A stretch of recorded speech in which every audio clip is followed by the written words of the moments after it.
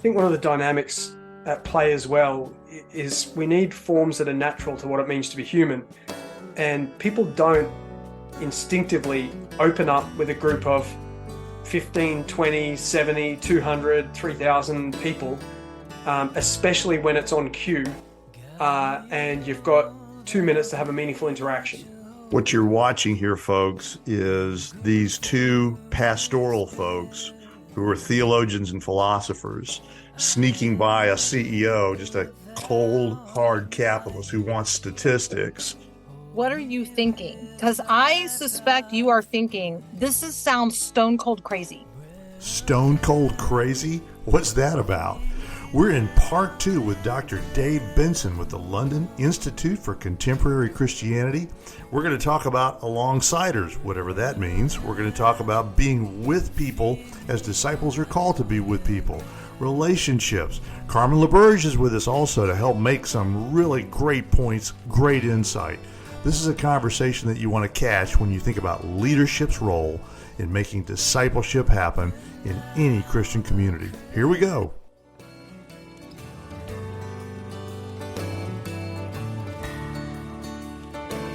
I'll start with Dave, since we want the Australian UK contingent to start this out. I want you to, what kind of conversation do you use with leaders, since you are integrated with churches, to say the way the Church of England has traditionally done it may not be the best way to bring Christ's model alive? What do we do to change the culture of the leadership so that we change the culture of discipleship, Dave?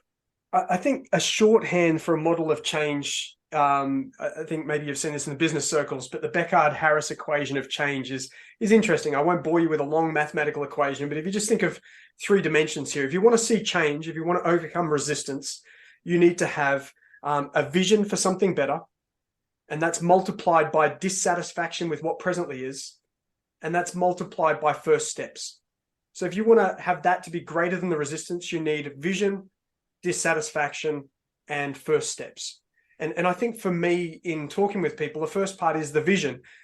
What is the church? Like, what are we here for? What are we actually doing? So I'll speak a lot about where things are going. What's the purpose, the function of the church? What is the mission that we're actually supposed to be serving here? And until we have a vision of, we are called as a community to be a tangible kingdom, to literally make tangible the kingdom of God, which is already stepped in, but it's growing like an acorn growing into an oak tree, or, put in your favorite tree in your local region, but it's expanding and it's growing. And we are called to be the preview or the trailer for the movie, the taster for the banquet. We're the advanced chorus for a song that one day the whole cosmos will be singing when every knee bows and every tongue confesses that Christ is King. But to do that, we actually need to look like the King that we point towards, and we need to be a taste of heaven come near. And if that's your vision, if that's what you're longing for, then we've got a good start. But simply a vision with what could be is not sufficient. And I think there's also then got to be not just adding to that dissatisfaction, you need to multiply it. If dissatisfaction is 0 and you've got a great vision, you end up with 0. So we need this vision, but we need to multiply that by dissatisfaction. And I don't mean by that moaning. Whinging is a bit of a British pastime. So I'm not talking about simply whinging that things aren't as great as they could be. I mean, for instance, dissatisfaction with the fact that Barna's Connected Generation report for the UK said that of those who were brought up in the church, that by the time they reach kind of mid-20s, 73% of them have left their faith, or at least left the church. And the thing is, this used to be harder to bring alongside leaders, but I find now when I start raising a couple of these questions, like as you said, Carmen, I feel sad about this. How do you feel as you go to your gathering on Sunday and you sit there with your congregation? Tell me about it. What's going on? What I hear is burnout. I hear disappointment that they've been investing into a community for 20 years sometimes, and they're not seeing significant transformation. I see a dearth of youth and young adults, and a drain of that even worse since COVID. I see people who are tired of filling rosters or rotas, as you'd say in the UK, where they don't actually feel that their gifts are even known, let alone used. I see people who feel lonely though they're regularly in the company of other people, because their gatherings aren't honest and authentic. And the more they use the language of we're a family, the emptier they feel, because the reality of coming for 5-minute coffee beforehand and 10-minute chat afterwards as you pack down, and then a service where you look at the back of someone's head, does not feel particularly like a family gathering. So I think just helping people name the reality of what they're involved in. So the wonderful vision, but the disparity of ideal as we're dissatisfied with it. And the last part is first steps. Now, when you hear me share about Christ Pieces, we had a freedom to experiment because we started something afresh. But that's not been most of my church life. And right at the moment, my dear friends who lead the church that I'm part of, I wouldn't say it's a fully traditional model of church, but it's still largely as a Sunday-centric model, where most of what happens in that gathering is largely facing the front, and is quite a few songs, a little bit of sharing, a sermon, and then normally some kind of appeal and a bit of prayer, and then largely off you go. We've modified a few things with discipleship series, which I think are brilliant. We've formed community groups. That's a core part of what we do. But these are 1-degree shifts. These are first steps.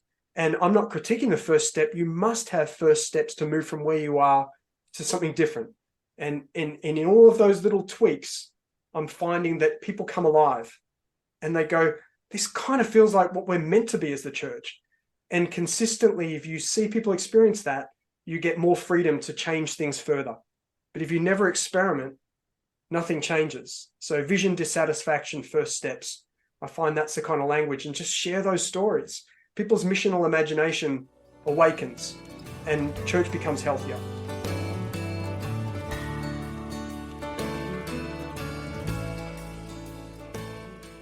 I'm going to toss this one back at Carmen, because what I want to know is, what is the ethos of most discipleship in most churches in the West when we hear these statistics, like less than 20% of pastors have ever been discipled, less than 9% of people in the pews have ever been discipled in Christ's model? Carmen, what is it like here in the West? What would you say? It makes me sad. People don't know what they're missing. And they don't even know that what Dave is describing is possible. They don't think anybody is really being discipled like Jesus discipled the disciples.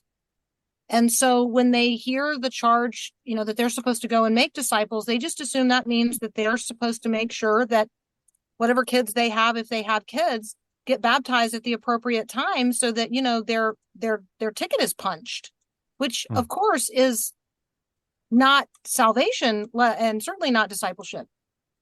And so I think it's sad. I'm sad. And I'm a person who, spent a lot of years in the context of congregational ministry and striving to create methods and avenues and processes through which Christians could be formed, and recognizing that everybody shows up deformed, everybody.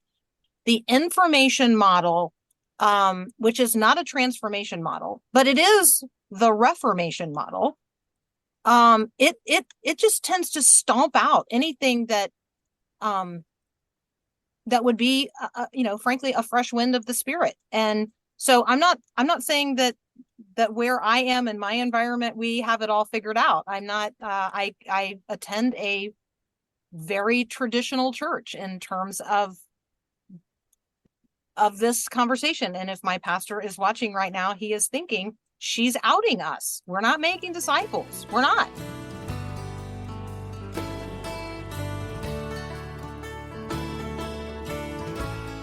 What you're watching here, folks, is these two pastoral folks who are theologians and philosophers sneaking by a CEO, just a cold, hard capitalist who wants statistics. These wonderful stories, which actually tell exactly the kind of story we want to talk about. Leadership has to think about the environment they're creating for the people that are around them, or discipleship suffocates. And Dave's illustrating that. Carmen, what do you think about it in America when you think about leadership? What kind of a conversation would you have with leadership on this? Actually going to ask you, Dennis, after having heard what Dave has said, I was going to ask you, what are you thinking? Because I suspect you are thinking, sounds stone cold crazy. Like this Like that sounds like Yes. a mess. That's like people are showing up with camp chairs and they're just like whoever shows up, like that's the leadership of the day. And it goes on for 4 hours. Like, have these people, like, what world are they living in? Is that what you're thinking, Dennis Allen? Well, it was the Dennis Allen. Okay, I'm gonna be totally honest with you now. Isn't it terrible when people say that? I'm gonna be totally honest with you What were you now. before, man? I continue to be one of the world's most expert professional sinners. In fact, if you spell my name Dennis backwards, you get the word sinned. I'm just going to say that out of the gate, right? So if you took the Dennis Allen 5 years ago and you said, "What do you think, Dennis?" When Carmen asked the question, I'd say, "Yeah, he's a whack job."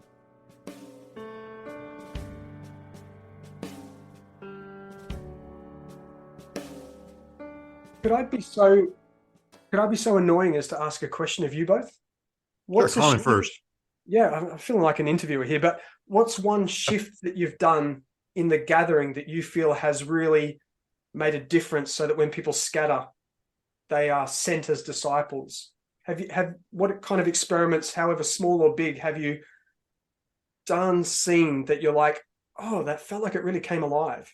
I'd love to hear in your context. So I have been not in the church where I'm currently worshiping, but I have been in a worshiping community where during the service there was basically open mic time, and there were microphones set throughout the sanctuary, and people were expected to give reports from the field. yeah, awesome. Expected to share how God used you and showed up and presented opportunities in the workaday world. And people, it took a while, right? Initially, like, it's not a lot of people coming to the mic, but eventually, there's 3 or 4 people at every microphone. And that also means that you have to set aside any sense that this service is going to fit within, a 55-minute time frame, because that's going to be blown up by people sharing their stories of how God showed up and how he used them. And sometimes that would result in other people then spontaneously standing up and standing with that person if the story got hard to tell, or praying or laying on of hands and praying in the midst of and so it does happen if we let it, but you do have to create the space to allow the body to breathe. Oh, that's so encouraging. And what about in your context, Dennis? What have you seen or tried? My career is in turnaround corporations. I go into corporations that are in trouble and I work on turning them around. So this was something that started tracking in my head years ago, both in the church and my leadership roles, as well as in the corporation. And here's the game change that I think. And I think this is an incredibly large hole in the fabric of American Western discipleship. We have no wingmen, we have no mentors, and we have nobody following in our wake to learn behind us. So we don't understand what you guys are saying sometimes, because there's nobody walking alongside me tomorrow afternoon saying, "Hey, when Carmen or Dave preached, what was that about exactly?" Forcing me to have an answer. And or when you were screaming at your spouse the other day, what was that all about? And or you're in a crisis right now of X, Y, or Z. How are you handling it? What are you going to do about that? We are lone wolf Christians in Christianity. We run solo. We don't need nothing from nobody. And so the change for me, the change for some of the cultures and the organizations that I'm working with, both in Christian institutions as well as some that are not necessarily Christian, is getting a wingman or a wing woman who is flying close enough aboard with me to be able to see when I'm in trouble or when I'm about to get in trouble, and when I can watch them and stay close to them. And together we can drive the expectations of Christ's model forward. We don't get that in the West. We do get education. We listen to your sermons. We take notes. We have great resources online. That's fabulous. We participate in ministries and mission trips and small groups, and those are all fantastic, but there's nobody usually, like, think sub 9%. There's nobody who can actually look at me and say, "You're not okay today. You're not okay," either theologically, vocationally, spiritually, emotionally, intellectually. You're not okay, or you're doing great, and keep pushing it. I think that's a huge hole. What do you think, Carmen? Has that got any traction with you? 100%. Yeah, 100%. And we're not allowed to be failures in public, right? I mean, Talk so about that risk. You brought up the word risk a minute ago, and pastors are facing risk. Track that for me, would you? well, I mean, I just immediately one of the things, Dennis, that you've said a couple of times, you've referred to me as preaching. Well, that does not exist in the world that I now operate in. Women don't preach. So pick a different word, because otherwise nobody can hear you say anything because they're just hung up on that one word or subject. And so I think that we have a lot of, I mean, we just we have to take a deep breath. I think that the way that I'm overcoming it is I'm embracing what Titus says about women. And I know I'm old now. Like, I'm a grandma, so I'm now old. Dennis Like, and I are not saying that. That's not our language. I know, but so here's the thing. Like, once you arrive at the grandma stage, you can start talking to people like you know stuff. You are like allowed to be wise. And so I've invited myself in. In fact, later today, I have about an hour before I'm due to be at the home of one of the women that I just pressed myself into her life. I mean, she's had 3 babies in 4 years. And I'm like, you're not coming to church. Like, she's not coming to church. Or if she is, she's coming absolutely exhausted. And and whatever we're talking about there is not meeting her needs. So I prepare a meal. I take it over there 1 day a week. And I just sit and I just say, how's it going? What do you need? How can I help? And I mean, I don't have like a plan of discipleship for her. But it's life on life and it's nurturing. And I can tell you this, her husband sees the evidence of it because my husband is in a relationship with him. And so, I think that we just have to, like, is that big and high profile? And, I'm going to see my name out there somewhere about that. No, but I don't need nor want that. I want authentic relationships where the body of Christ is modeled as I see it modeled in scripture. And I'm trying to reproduce it not only in my life, but in the lives of others. I think one of the dynamics at play as well is we need forms that are natural to what it means to be human. And people don't instinctively open up with a group of 15, 20, 70, 200, 3,000 people, especially when it's on cue and you've got 2 minutes to have a meaningful interaction.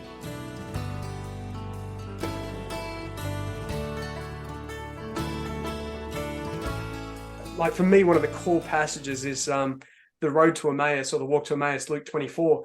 You see 2 people who are basically given up. They're given up. They're disenchanted. They're heading away. They're like, nah, none of this made sense. It didn't work. And I love watching the way Jesus comes alongside them. A good friend of mine, Ollie Magnus Alafsfred, he was the head of Navigators for many years. And he chooses not to use the language of mentoring, but he uses alongsiders, because it kind of captures that mentor-mentee, disciplee. It's the same word in their context. So he's like, I want to journey alongside someone. And you see Jesus come alongside and even hide his identity somewhat and ask questions that in hindsight make him look dumb. Oh, what happened? What do you mean? What things happened? Oh, someone got killed. Oh, what were you expecting? And what's going on? Like, he asks questions. He slows down to ask. And having listened, he then steps back to help them imagine this situation within the mission of God. So you see this process of listening, imagining, creating, communicating that forms them as people who are disenchanted, all of a sudden about facing and being re-envisioned for mission. And I'm thinking that's a slow process. He walked 3 miles with him. He chatted for a few hours, and he probably journeyed with him for years beforehand. Cleopas and companion, possibly Cleopas's wife. We need that kind of patient alongside him. Those relationships are rare, but they should be common in the church. That's the heart of what it means to follow Christ.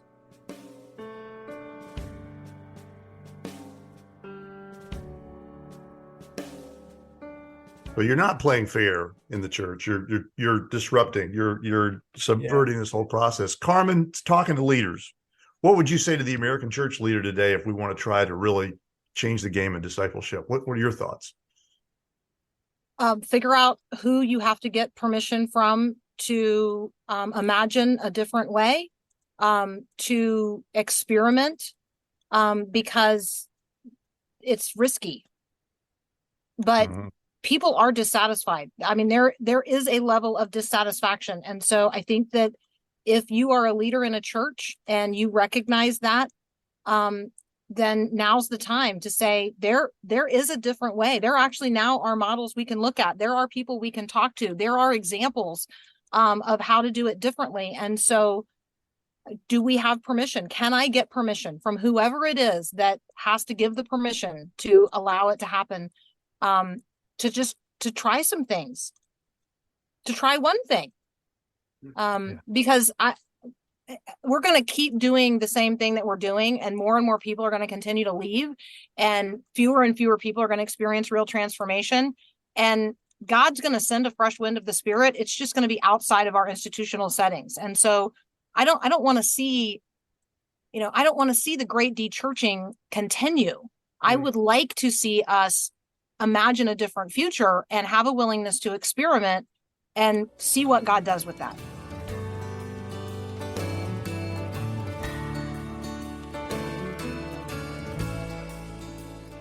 Dr. Dave Benson, London Institute for Contemporary Christianity. You're a disciple, you are a husband, you are a teacher, you're a philosopher, and you have really helped us think about discipleship today. How, I know people are going to ask, do we track you? How do we creep you? How do we stalk you if we want to find you? Probably easiest is, if you want to check out our work with LICC at the London Institute, licc.org.uk. You can track down some of my stuff there. I run wisdom labs and do long form courses like Be Wise. And this might sound a bit old school now, but Facebook actually is kind of a helpful way, because I don't so much use it to say, here's my family holiday. I tend to just share stuff that is inspiring me and challenging me, and try and share out of the overflow. So I'm regularly just posting things that we're doing, thinking about, engaging, trying to amplify voices that I think mess it up a little bit, but create a greater vision for what could be. So it's maybe a way that you can easily get hold of some of the stuff I'm doing. So that's just Dave Benson. Hopefully you'll find me there. Yeah. You're seeing on the screen Dave's website information as well as the LICC. Great place to check out resources as well as what Dave is doing. And don't forget about Carmen's work with Faith Radio, Mornings with Carmen. Great broadcast, but just get ready. She will ambush you. So as you listen, be very careful and listen a lot. Carmen, thanks for being with us today. Thanks so much. What a privilege. Dave, great to have you with us today. So good to join with you both, and really enjoyed the conversation. Thank you. Would you help the church think more about discipleship? Would you help us get the conversation started to talk about the biblical discipleship Jesus gave us? Please follow us. Our website, www.thediscipledilemma.com. You can find us on YouTube, LinkedIn, Instagram, Facebook, and all the RSS feeds. If you'd follow or like us, you'll help us get leverage in the digital marketplace to talk about the fact that discipleship needs to be talked about. And as always, folks, thanks for listening.